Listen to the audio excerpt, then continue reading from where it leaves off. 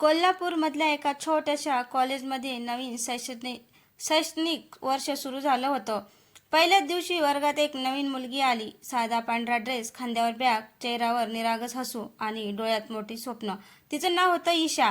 ती वर्गात जागा शोधत होती. मागच्या बाकावर एकच जागा रिकामी होती.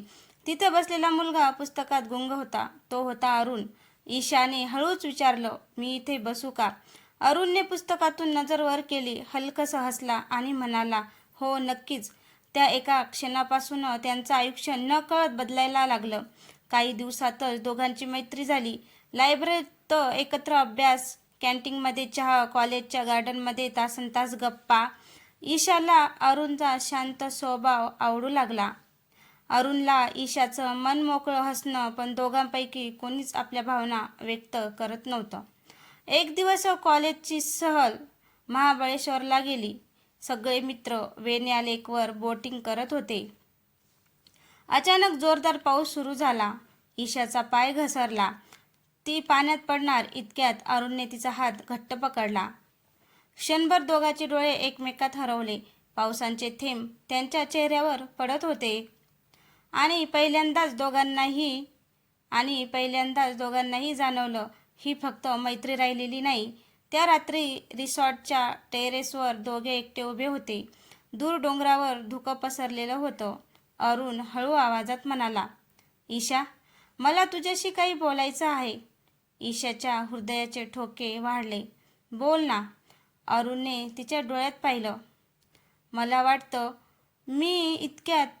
वाटते मी इतक्यात अरुणचा फोन वाजला. त्याच्या चेहऱ्याचा रंग बदलला.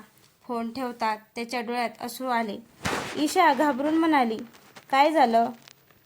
अरुण फक्त एवढंच म्हणाला, मला उद्याच हे शहर सोडावं लागेल आणि कदाचित आपण पुन्हा कधीच भेटणार नाही. हे ऐकताच ईशाच्या डोळ्यात अश्रू वाहू लागले. तिने अजून प्रेम व्यक्तही केलं नव्हतं आणि नशीब त्यांना वेगळे करण्यासाठी तयार उभं होतं. रात्रभर ईशाच्या डोळ्याला डोळा लागला नाही. अरुणचं एकच वाक्य तिच्या मनात घुमत होतं, मला उद्याच हे शहर सोडावं लागेल. दुसऱ्या दिवशी सकाळी सहल संपली. सगळे विद्यार्थी बसमध्ये बसले, पण ईशा आणि अरुण दोघेही शांत होते. नेहमी हसणारे, एकमेकांना चिडवणारे ते दोघे आज एकमेकाकडेही पाहत नव्हते. कॉलेजमध्ये पोहोचल्यावर ईशाने धाडस करून अरुणला थांबवलं. अरुण, थांब, आता तरी खरं सांग, अचानक काय झालं? अरुण काही क्षण शांत राहिला. मग तो म्हणाला, बाबांची नोकरी गेली आहे. घरावर खूप कर्ज आहे. आम्हाला आजच गाव सोडून नाशिकला जावं लागणार आहे. मी पुढचं शिक्षणही तिथेच घेणार. ईशाच्या डोळ्यात पाणी आलं. म्हणजे तू खरंच जाणार? अरुणने मान खाली घातली. हो. त्या दिवशी दोघांनी शेवटचा दिवस एकत्र घालवायचं ठरवलं. ते कॉलेजच्या लायब्ररीत गेले, जिथे त्यांची पहिली मैत्री झाली होती. कॅन्टीनमध्ये एकाच कपातून चहा घेतला. कॉलेजच्या मैदानात शांतपणे फिरले. एकही शब्द न बोलता ते अनेक भावना जगत होते. संध्याकाळी ते कॉलेजच्या मागच्या टेकडीवर गेले. सूर्य मावळत होता. आकाश केशरी रंगाने भरलं होतं. ईशा अचानक म्हणाली, अरुण, जर तू आज गेला तर कदाचित मी पुन्हा कधीच मनापासून हसू शकणार नाही. अरुणने तिच्याकडे पाहिले. त्याच्या डोळ्यातही अश्रू होते. तो हळूच म्हणाला, ईशा, मला तुझ्यावर प्रेम आहे. ईशा काही क्षण स्तब्ध उभी राहिली. ज्या 3 शब्दाची ती अनेक दिवस वाट पाहत होती, ते शब्द आज मिळालेले होते. पण त्या क्षणी ते शब्द अपूर्णही ठरत होते. ईशा रडतच म्हणाली, मलाही तुझ्यावर खूप प्रेम आहे अरुण. दोघांनी एकमेकांना मिठी मारली. तो त्यांच्या आयुष्यातला पहिला स्पर्श होता आणि कदाचित शेवटचाही. रात्री 8 वाजता बस स्थानकावर अरुणचं संपूर्ण कुटुंब उभं होतं. बस निघायला काही मिनिटे बाकी होती. ईशा धावत तिथे आली. तिच्या हातात एक छोटंसं गिफ्ट होतं. हे तुझ्यासाठी. अरुणने गिफ्ट उघडलं. आत एक साधं मनगटी घड्याळ होतं. त्याच्या मागं कोरलेलं होतं, वेळ बदलली तरी प्रेम बदलू नये. अरुणच्या डोळ्यातून अश्रू वाहू लागले. त्याने खिशातून एक छोटी डायरी काढली. ही माझी आहे. जेव्हा माझी आठवण येईल तेव्हा ही वाच. बसचा हॉर्न वाजला. कंडक्टरने आवाज दिला, चला वेळ झाली. अरुण बसमध्ये चढला. बस हळूहळू पुढे निघाली. ईशा रस्त्याच्या कडेला उभी राहून रडत होती. अरुण बसच्या खिडकीतून तिच्याकडे पाहत होता. दोघांनी हात हलवला. जोपर्यंत एकमेकांचा चेहरा दिसेनासा झाला नाही तोपर्यंत. त्या दिवशी प्रेम जिंकलं नव्हतं. पण प्रेम हरलंही नव्हतं. ते फक्त अपूर्ण राहिलं होतं. बस निघून जाऊन जवळजवळ अर्धा तास झाला होता. पण ईशा अजूनही त्याच बसस्थानकावर उभी होती. रस्त्यावरची गर्दी कमी झाली होती. पावसाचे हलके थेंब पडायला सुरुवात झाली होती. तिच्या हातात अरुणची ती छोटी डायरी होती. तिने ती हळूच उघडली. पहिल्याच पानावर अरुणने लिहिलं होतं, ईशा, जर ही डायरी तुझ्या हातात आली असेल तर याचा अर्थ मी तुझ्यापासून खूप दूर गेलो आहे. पण लक्षात ठेव, अंतर फक्त शरीराचं असतं, मनाचं नाही. ईशाच्या डोळ्यात अश्रू आले. ती डायरी छातीशी धरून घरी निघाली. पुढचे काही दिवस कॉलेजमध्ये सगळं पूर्वीसारखंच होतं. पण ईशासाठी मात्र प्रत्येक गोष्ट बदललेली होती. वर्गात अरुणची रिकामी जागा, कॅन्टीनमधला तो कोपरा, लायब्ररीमधले ते टेबल, प्रत्येक ठिकाणी तिला अरुण दिसायचा. तिच्या मैत्रिणीने एकदा विचारलं, ईशा, तू इतकी शांत का झाली आहेस? ईशा फक्त हसली. कारण काही वेदना शब्दात सांगता येत नाही. दुसरीकडे नाशिकमध्ये अरुणचं नवीन आयुष्य सुरू झालं होतं. सकाळी कॉलेज, संध्याकाळी एका पुस्तकांच्या दुकानात पार्ट टाइम नोकरी, रात्री घरी जाऊन वडिलांना कामात मदत. थकून भागून तो झोपायचा. पण झोपण्यापूर्वी तो रोज एक काम करायचा. ईशाचा फोटो पाहायचा. तो स्वतःशीच म्हणायचा, फक्त अजून थोडे दिवस, सगळं ठीक झालं की मी पुन्हा तुझ्याकडे येईन. महिने सरत गेले, ना फोन ना भेट, फक्त आठवणी. एक दिवस ईशा कॉलेजमधून घरी जात असताना तिला पोस्टमन भेटला. ईशा, तुझ्यासाठी पत्र आलंय. तिने घाईघाईने पत्र उघडलं. ते अरुणचं होतं. प्रिय ईशा, इथे सगळं ठीक आहे. मी रोज खूप मेहनत करतोय. तुझी खूप आठवण येते. जेव्हा जेव्हा घड्याळात वेळ पाहतो तेव्हा तू दिलेलं घड्याळ मला एकच गोष्ट सांगतो, कोणीतरी तुझी वाट पाहत आहे. माझ्यावर विश्वास ठेव. मी परत येईल. तुझाच अरुण. पत्र वाचताना ईशाच्या चेहऱ्यावर अनेक दिवसांनी खरं हसू उमटलं. तिनेही त्याला उत्तर लिहिलं. त्यानंतर दोघांमध्ये पत्रांचा प्रवास सुरू झाला. प्रत्येक पत्रात प्रेम होतं, स्वप्न होती आणि एकमेकांना दिलेला विश्वास पण होता. 1 वर्ष उलटलं. ईशाचं शिक्षण पूर्ण झालं. तिला पुण्यात एका मोठ्या कंपनीत नोकरी मिळाली. त्याच दिवशी अरुणचाही फोन आला. ईशा, मला एक आनंदाची बातमी द्यायची आहे. काय? माझं शिक्षण पूर्ण झालं. मला नोकरी मिळाली आहे. दोघेही आनंदाने रडू लागले. अरुण म्हणाला, आता फक्त काही महिने, मग मी तुझ्या घरी येऊन तुझ्या आईबाबांकडे तुझा हात मागीन. ईशाच्या डोळ्यात आनंदाश्रू होते. तिला वाटलं, आता त्यांच्या प्रेमाला कोणीच वेगळं करू शकणार नाही. पण नियतीने अजून एक कठीण परीक्षा ठेवली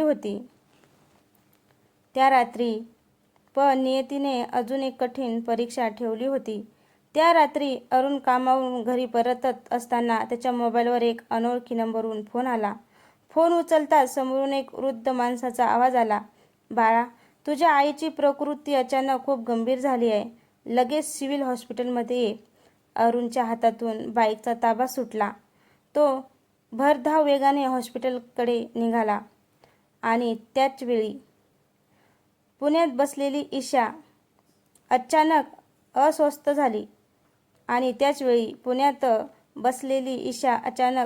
झाली. तिच्या मनात एकच विचार आला, देवा, अरुण सुखरूप असू दे. तिला अजिबात कल्पना नव्हती की पुढच्या काही तासात तिचं आयुष्य पुन्हा एकदा कायमचं बदलणार होतं. रात्रीचे 9:30 वाजले होते. अरुण बाईकवरून भरधाव वेगाने हॉस्पिटलकडे जात होता. त्याच्या डोळ्यासमोर फक्त एकच चेहरा होता, त्याची आई. आईला काही झालं तर, हा विचार त्याला सतत अस्वस्थ करत होता. पाऊस सुरू झाला होता. रस्त्यावर पाणी साचलं होतं. पण अरुणला कशाचंच भान नव्हतं. हॉस्पिटलमध्ये पोहोचताच तो धावत आत गेला. डॉक्टर बाहेर उभे होते.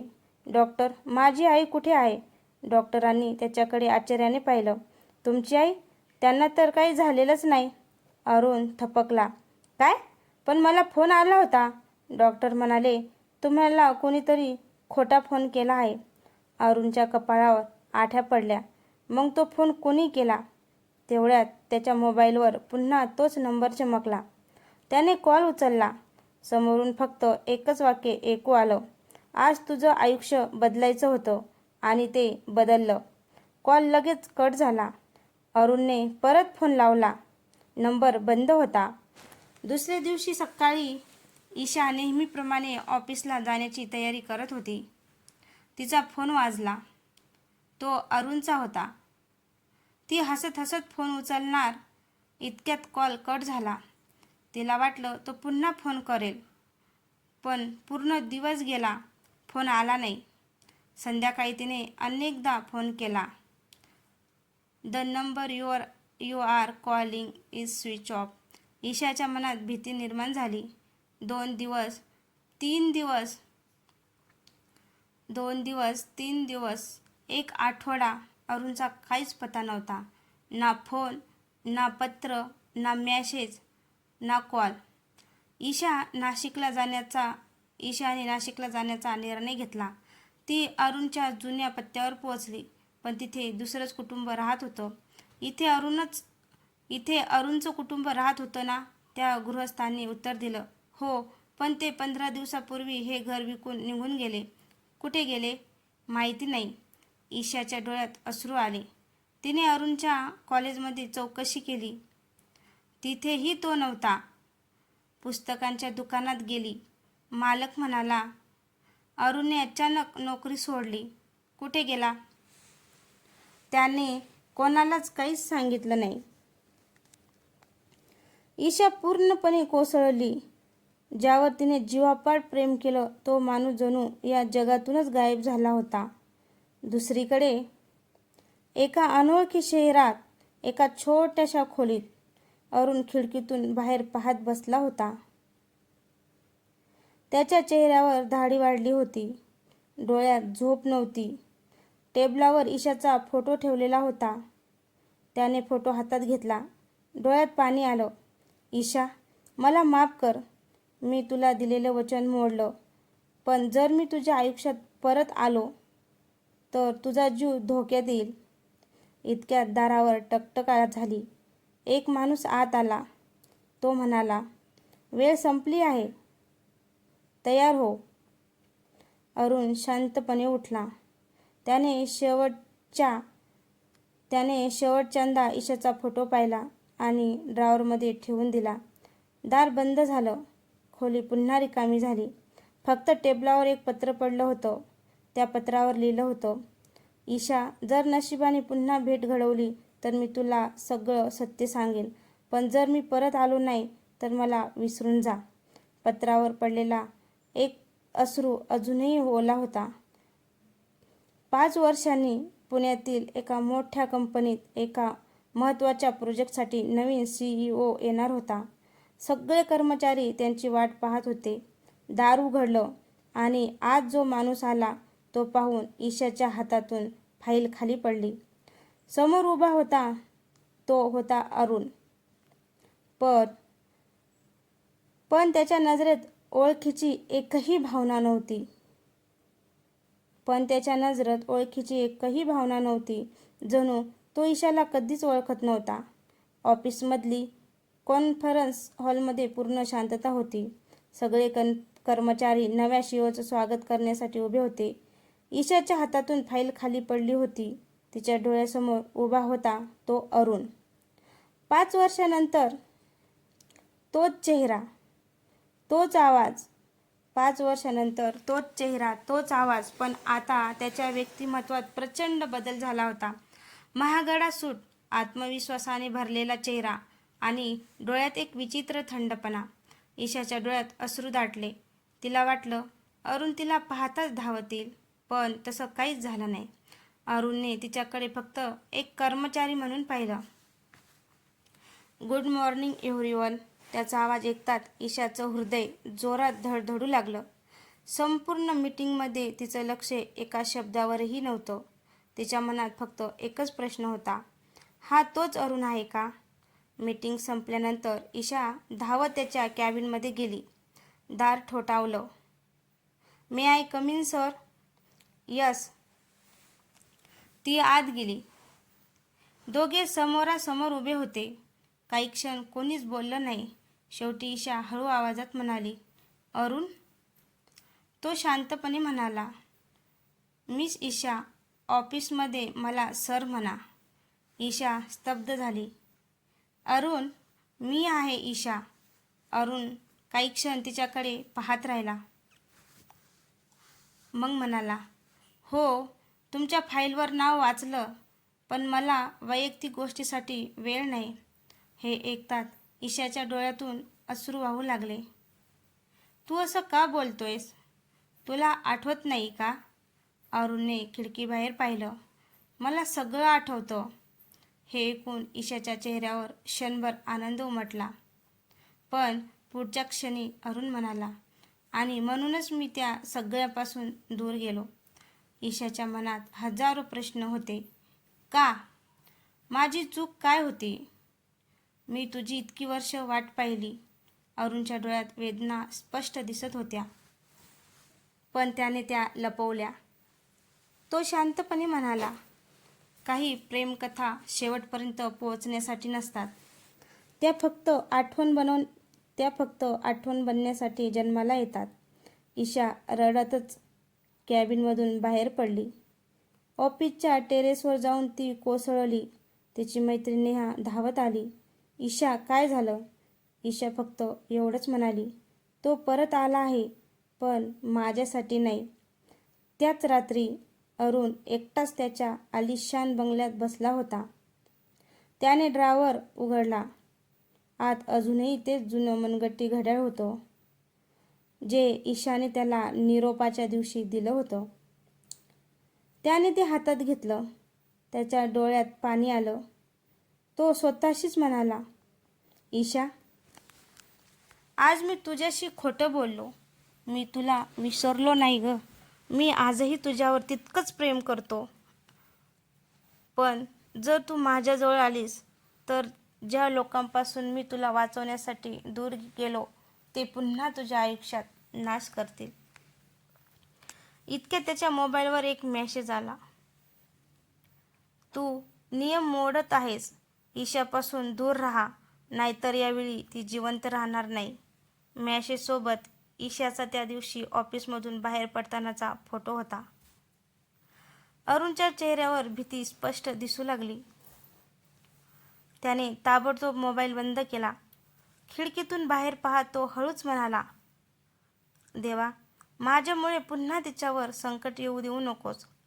त्या क्षणी त्याला जाणवलं, 5 वर्षापूर्वी सुरू झालेलं वादळ अजून संपलेलंच नव्हतं. रात्रभर अरुणला झोप लागली नाही. तो वारंवार तोच मेसेज वाचत होता. ईशापासून दूर राहा, नाहीतर यावेळी ती जिवंत राहणार नाही. त्याच्या हातात अजूनही ईशाने दिलेली घड्याळ होतं. 5 वर्षापूर्वी ती म्हणाली होती, वेळ बदललेली तरी प्रेम बदलू नये. वेळ बदलली होती, पण प्रेम आजही तसंच होतं. दुसऱ्या दिवशी सकाळी ऑफिसमध्ये ईशा आली. तिचे डोळे रडून सुजले होते. तिने ठरवलं होतं, आज काहीही झालं तरी अरुणकडून सत्य जाणून घ्यायचंच. ती त्याच्या कॅबिनकडे निघाली. दाराजवळ पोहोचतात तिला आतून कोणाचा तरी आवाज ऐकू आला, सर, तुमच्या लग्नाचं आमंत्रण तयार झालं आहे. ईशाच्या पायाखालची जमीन सरकली. लग्न?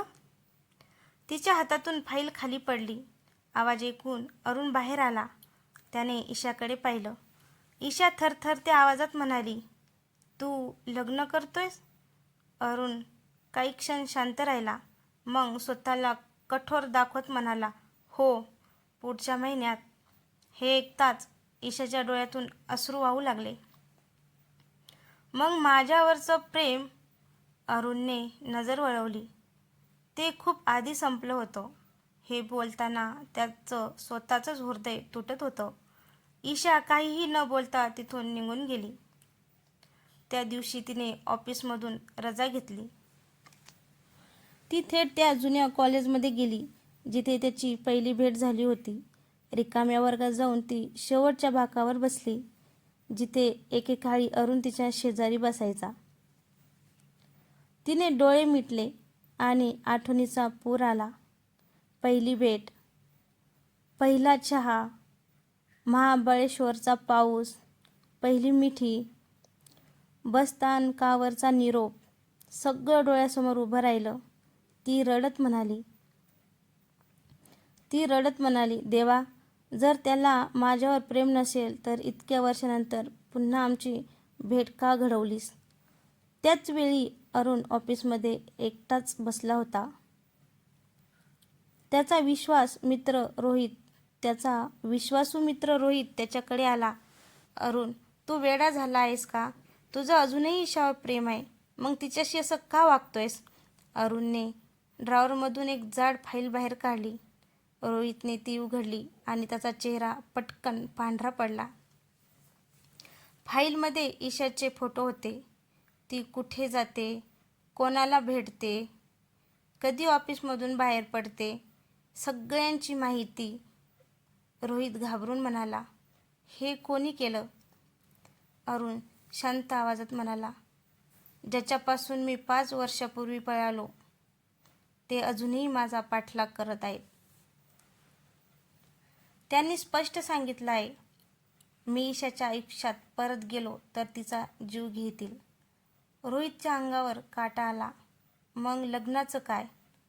अरुण हलकसा हसला. ते खोटं आहे. मी मुद्दाम ही अफवा पसरवली जेणेकरून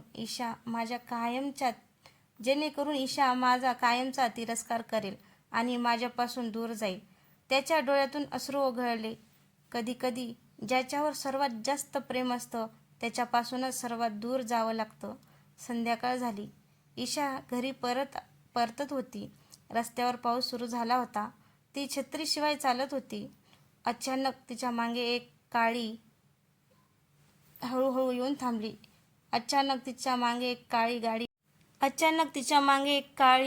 गाडी हळूहळू येऊन थांबली. गाडीची काच खाली झाली. आत बसलेला एक अनोळखी माणूस ईशाकडे पाहून हसला. त्याने मोबाईलवर कोणाला तरी फोन केला. सर, ईशा एकटी आहे. आज काम पूर्ण करू का? फोनच्या दुसऱ्या बाजूने आलेले उत्तर ऐकून तो म्हणाला, ठीक आहे. तो गाडीतून खाली उतरू लागला आणि ईशाला अजूनही याची काहीच कल्पना नव्हती. तिच्या आयुष्यावरचं सर्वात मोठं संकट अवघ्या काही पावलावर उभं होतं. संध्याकाळची वेळ होती. पाऊस जोरात कोसळत होता. रस्त्यावर फारशी गर्दी नव्हती. ईशा छत्रीशिवाय चालत होती. तिच्या डोळ्यात अश्रू आणि मनात अरुणचे शब्द घुमत होते. माझं प्रेम खूप आधी संपलं. तिला कल्पनाही नव्हती की कोणीतरी तिच्यावर नजर ठेवून आहे. काळ्या गाडीमधून एक उंच माणूस खाली उतरला. त्याने काळा रेनकोट घातला होता. चेहरा टोपीने झाकलेला होता. तो शांतपणे ईशाच्या मागे चालू लागला. ईशा एका अरुंद गल्लीत वळली. पावसाचा आवाज इतका मोठा होता की तिला मागून येणाऱ्या पावलांचा आवाजही ऐकू आला नाही. तो माणूस तिच्या अगदी जवळ पोहोचला. त्याने खिशातून एक पांढरा रुमाल काढला आणि ईशाच्या तोंडावर ठेवण्याचा प्रयत्न केला, पण त्या क्षणी कोणीतरी त्याचा हात जोरात पकडला. तिला हात लावायची हिंमत कशी झाली तुझी? तो आवाज ऐकताच ईशा मागे वळली. समोर अरुण उभा होता. त्याच्या डोळ्यात राग धगधगत होता. त्या माणसाने अरुणला ढकलून दिलं. क्षणात दोघांमध्ये झटापट सुरू झाली. मुसळधार पावसात दोघे एकमेकावर तुटून पडले. ईशा घाबरून ओरडत होती. अरुण सावध! अचानक त्या गुंडाने चाकू काढला. तो अरुणवर झपावला. अरुणने ईशाला बाजूला ढकललं. चाकूचा वार सरळ अरुणच्या खांद्यावर बसला. रक्त वाहू लागलं. पण तरीही अरुण थांबला नाही. त्याने त्या माणसाला जोरदार ठोसा मारला.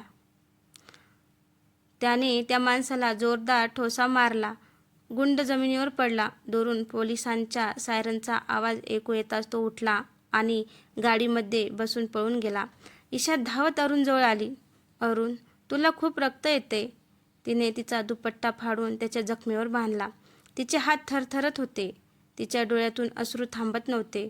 तू म्हणाला होतास ना की तुझं माझ्यावरलं प्रेम संपलं आहे, मग माझ्यासाठी स्वतःचा जीव का धोक्यात घातलास? अरुण काही बोललाच नाही. तो फक्त तिच्याकडे पाहत राहिला. शेवटी त्याचा बांध फुटला. तो हळू आवाजात म्हणाला, कारण मी आजही तुझ्यावर तितकंच प्रेम करतो. हे ऐकताच ईशा रडतच त्याच्या मिठीत शिरली. मग मला इतकी वर्ष एकटं का सोडलंस? अरुणने तिचा हात हातात घेतला. कारण 5 वर्षापूर्वी माझ्या बाबांनी एका मोठ्या आर्थिक घोटाळ्याविरुद्ध साक्ष दिली होती. त्या गुन्हेगारांनी आमच्या कुटुंबाला धमकी दिली, जर तुझा मुलगा जिवंत राहायचा असेल तर साक्ष मागे घे. पण बाबा मागे हटले नाहीत. मग त्यांनी माझ्यावर लक्ष ठेवायला सुरुवात केली. जेव्हा त्यांना आपल्या प्रेमाबद्दल कळलं तेव्हा त्यांनी पहिली धमकी तुला मारण्याची दिली. त्या दिवशी जो खोटा फोन आला होता तो त्यांचाच होता.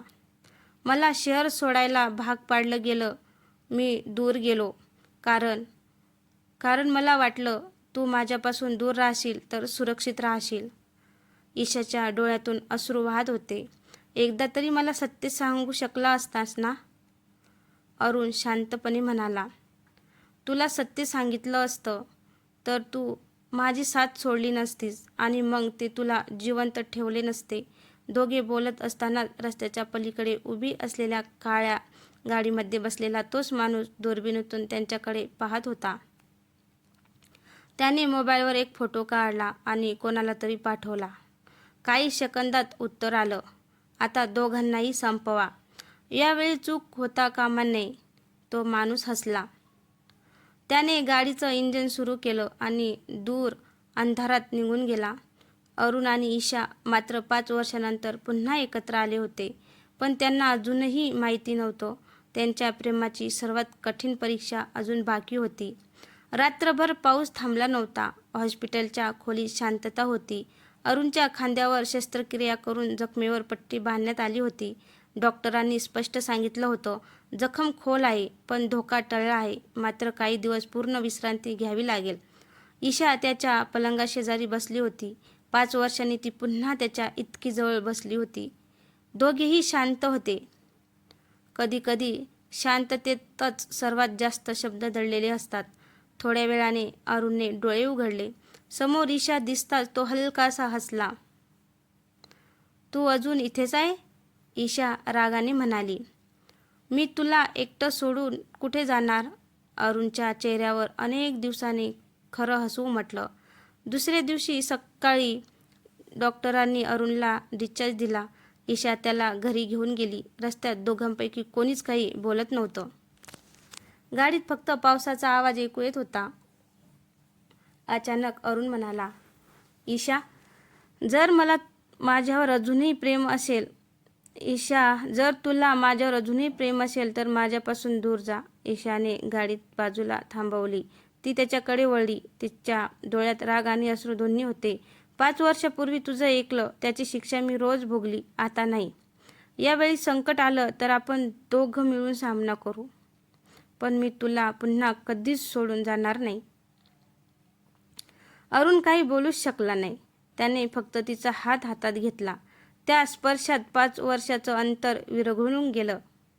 त्या रात्री शहराच्या दुसऱ्या टोकाला एका मोठ्या बंगल्यात 4 माणसं बसली होती. टेबलावर अरुण आणि ईशाचे फोटो पडले होते. मधोमध बसलेला माणूस सिगार पेटवत म्हणाला, 5 वर्षापूर्वी एक चूक झाली होती. यावेळी दोघेही जिवंत राहता कामा नयेत. त्याच्या शेजारी बसलेला माणूस विचारतो, सर, आधी मुलगा की मुलगी? तो थंडपणे हसला. नाही, आधी त्यांच्या विश्वासाला मारायचं. माणूस जिवंत असला तरी त्याचं प्रेम मोडल. तर तो आयुष्यभर जगूनही संपतो. दुसऱ्या दिवशी ईशा ऑफिसला पोहोचली. रिसेप्शनवर तिच्या नावाचं एक पार्सल ठेवलं होतं. त्यावर पाठवणाऱ्याचं नाव नव्हतं. तिने पार्सल उघडलं. आत एक पेनड्राईव्ह आणि एक लिफाफा होता. लिफाफ्यावर फक्त एक ओळ लिहिलेली होती, अरुणवर विश्वास ठेवू नकोस.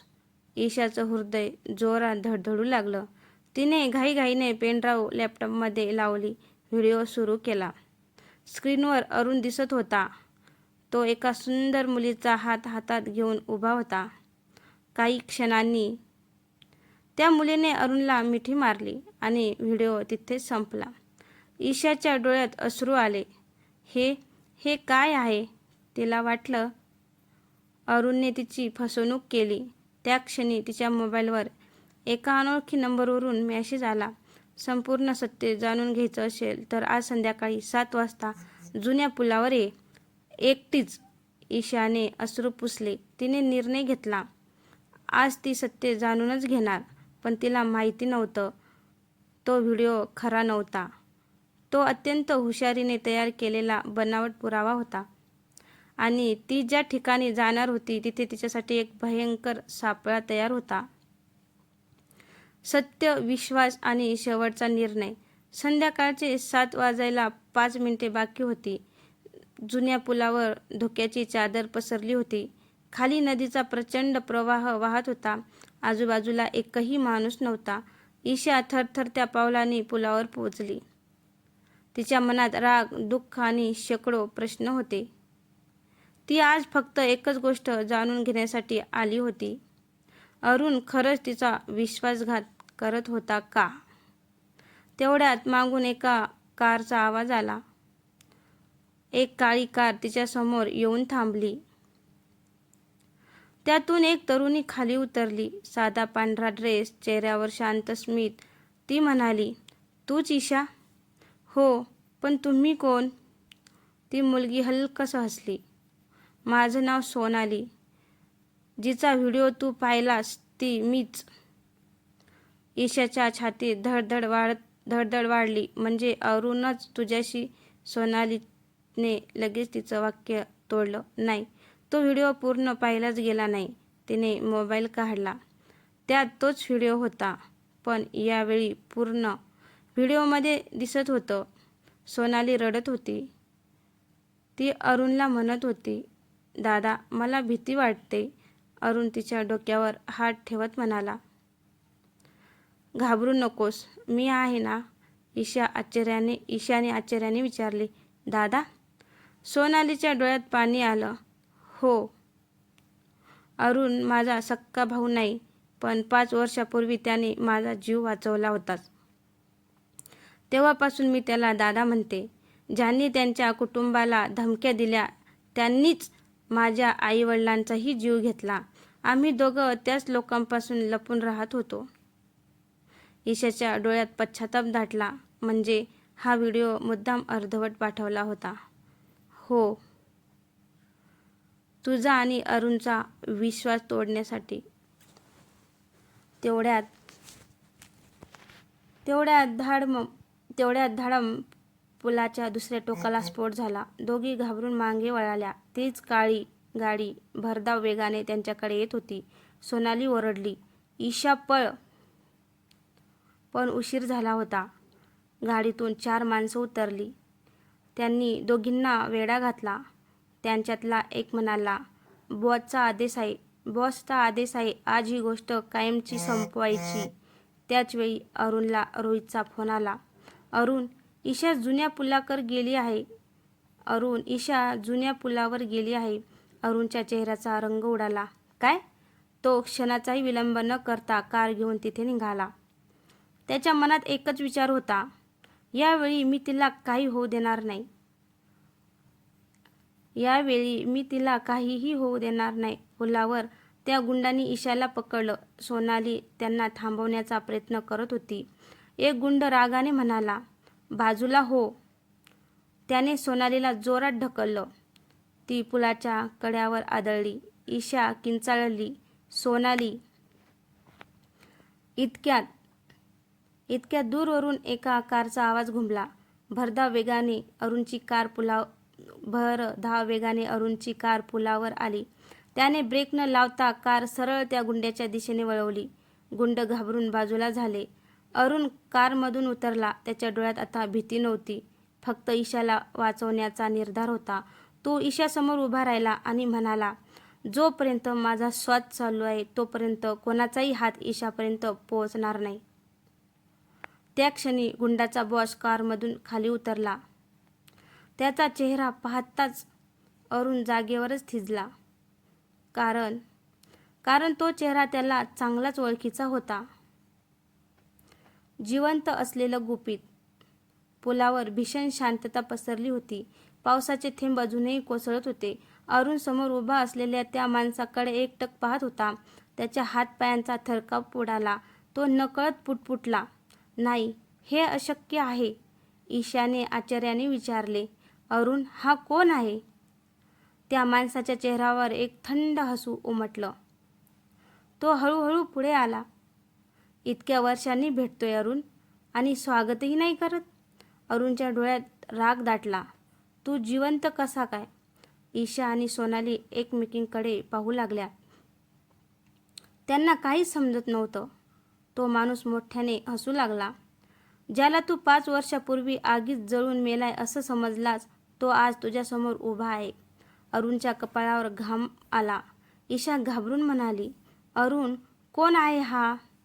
अरुण खोल श्वास घेत म्हणाला, हा विक्रम आहे, माझा मोठा भाऊ. हे ऐकताच ईशा स्तब्ध झाली. काय? पण तू तर म्हणाला होतास. अरुणचे डोळे भरून आले. 5 वर्षापूर्वी एका गोदामाला आग लागली होती. त्या आगीत विक्रम अडकला होता. पोलीस म्हणाले होते की तो वाचू शकला नाही. विक्रम पुन्हा हसू लागला. पोलिसांनी जे पाहिलं ते खरं नव्हतं. मी मेलो नव्हतो. मी फक्त जगासाठी मेलो होतो. तेवढ्यात विक्रमने टाळी वाजवली. पुलाच्या दोन्ही बाजूंनी आणखी 10-12 माणसं बाहेर आली. क्षणात अरुण, ईशा आणि सोनाली चारही बाजूंनी वेढले गेले. विक्रम शांत आवाजात म्हणाला, अरुण, तुला माहिती आहे मी तुला का जिवंत ठेवलंय? अरुणने उत्तर दिलं नाही. कारण मला तुझ्याकडून एक गोष्ट हवी आहे. अरुण म्हणतो, काय? तुझ्या बाबांनी माझ्याकडून चोरलेली फाईल. अरुण रागाने ओरडला, बाबांनी काहीही चोरलेलं नाही. विक्रमचा चेहरा लाल झाला. खोटं. त्या फाईलमध्ये अशा लोकांची नावं आहेत ज्यांची नावं बाहेर आली तर अर्ध शहर जेलमध्ये जाईल. ईशा हळूहळू सगळं ऐकत होती. तिला समजू लागलं, ही लढाई फक्त प्रेमाची नाही तर सत्याची आहे. इतक्यात दूर पुलाच्या दुसऱ्या टोकाला एक पोलीस जीप येताना दिसली. एका गुंडाने घाबरून विचारलं, सर, पोलीस आले. विक्रम हलकासा हसला. त्यांना येऊ द्या. आजचा खेळ अजून संपलेला नाही. पोलिसांची जीप पुलावर थांबली. इन्स्पेक्टर खाली उतरले. ईशाच्या चेहऱ्यावर आशेचं हसू उमटलं. आपण वाचलो. पण पुढच्या क्षणी इन्स्पेक्टर विक्रमसमोर येऊन त्याला सलाम ठोकला. सर, सगळं तुमच्या प्लॅनप्रमाणे चाललंय आहे. हे पाहून अरुणच्या चेहऱ्यावरच रक्तच उतरलं. ईशा हादरली. ज्याच्यावर विश्वास होता तेच विक्रमचे माणसं होते. विक्रमने अरुणकडे पाहून हसत म्हटलं, आता समजलं का? या शहरात माझ्या परवानगीशिवाय पानही हालत नाही. तेवढ्यात ईशाच्या मोबाईलवर एक मेसेज आला. तिने थरथरत्या हाताने तो उघडला. त्यात फक्त एक फोटो होता. तो फोटो पाहता तिच्या तोंडून किंकाळी बाहेर पडली. कारण त्या फोटोमध्ये तिचे आई वडील खुर्चीला बांधलेले दिसत होते आणि फोटोच्या खाली एकच ओळ लिहिलेली होती, 1 तासात फाईल दिली नाही तर पुढचा फोटो त्यांच्या अंत्यसंस्काराचा असेल. पावसाचा आवाज वाढत गेला आणि अरुणला जाणवलं, आतापर्यंत तो फक्त प्रेमासाठी लढत होता. पण आता त्याला ईशाचं संपूर्ण कुटुंब वाचवण्यासाठी वेळेशी शर्यत करावी लागणार होती. तर मित्रांनो, तुम्हाला ही कथा कशी वाटली? या कथेमध्ये प्रेम, त्याग, परकेपणा, आपुलकी सर्वच एका कथेत पाहायला भेटणार आहे. कथा आवडलीच कथेला लाईक, कमेंट, शेअर करायला विसरू